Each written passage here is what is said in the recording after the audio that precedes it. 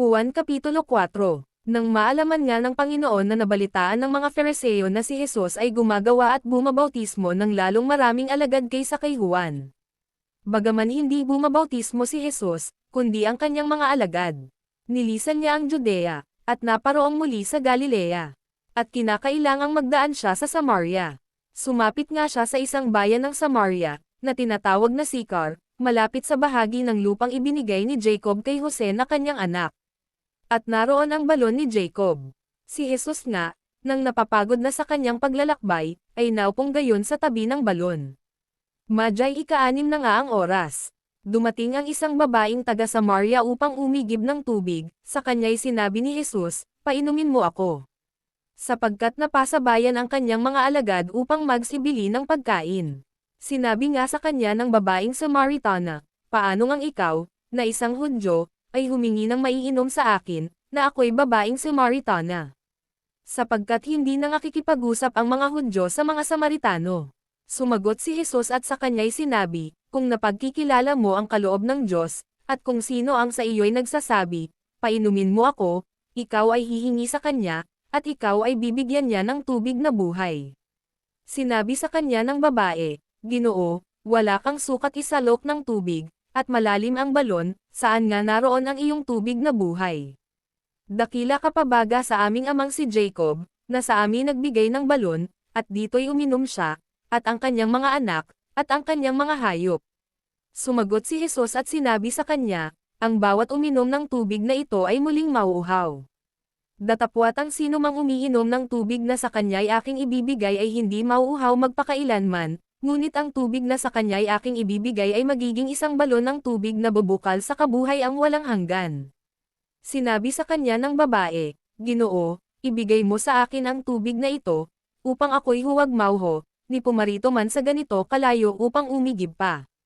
Sinabi sa kanya ni Jesus, "Humayo ka, tawagin mo ang iyong asawa, at pumarito ka." Sumagot ang babae at sinabi sa kanya, "Wala akong asawa." Sinabi sa kanya ni Jesus, "Mabuti ang pagkasabi mo, wala akong asawa. Sapagkat nagkaroon ka na ng 5 asawa, at ang nasa iyo ngayon ay hindi mo asawa, dito'y sinabi mo ang katotohanan."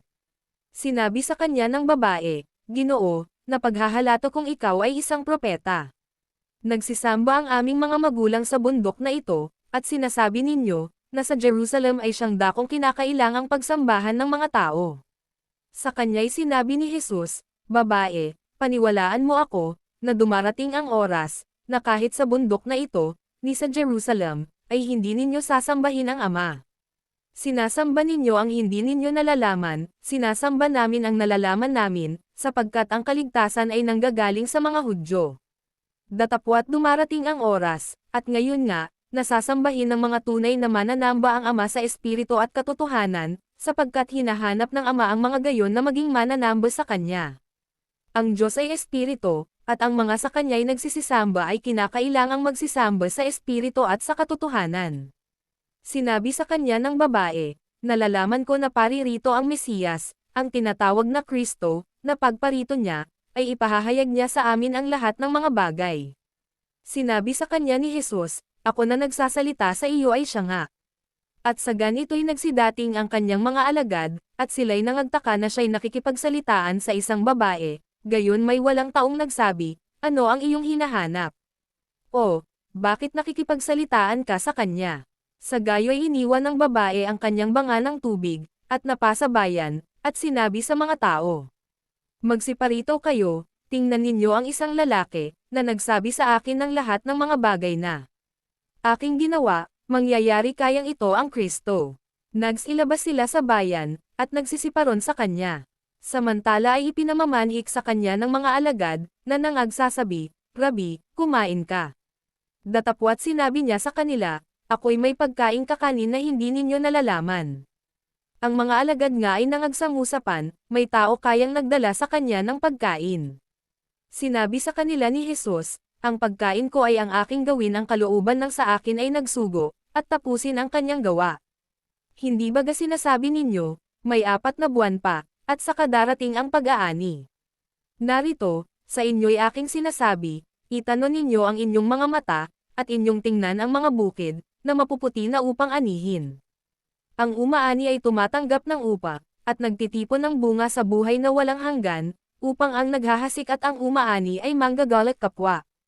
Sapagkat dito'y totoo ang kasabihan, isa ang naghahasik, at iba ang umaani. Kayo'y sinugo ko upang anihin ang hindi ninyo pinagpag-alan, iba ang nangagpagal, at kayo'y siyang nagsipasok sa kanilang pinagpag-alan.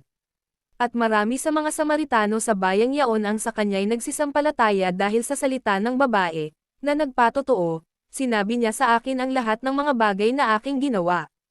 Kaya nang sa kanya'y magsidating ang mga Samaritano, ay sa kanya'y ipinamanhik nila na matira sa kanila, at siya'y natira roong 2 araw.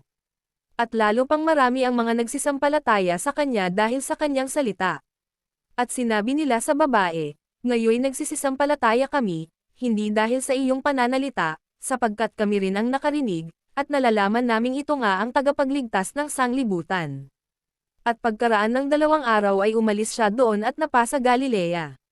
Sapagkat si Jesus din ang nagpatotoo, na ang isang propeta ay walang kapurihan sa kanyang sariling lupain. Kaya nang siya'y dumating sa Galilea, ay tinanggap siya ng mga Galileo, nang kanilang mangakita ang lahat ng mga bagay na kanyang ginawa sa Jerusalem sa kapistahan, sapagkat sila man ay nagsiparon din sa kapistahan. Naparoon ngang muli siya sa Kana ng Galilea, na do'y kanyang pinapidyang alak ang tubig. At naruroon ang isang mahal na tao, na ang kanyang anak na lalaki ay may sakit sa Capernaum.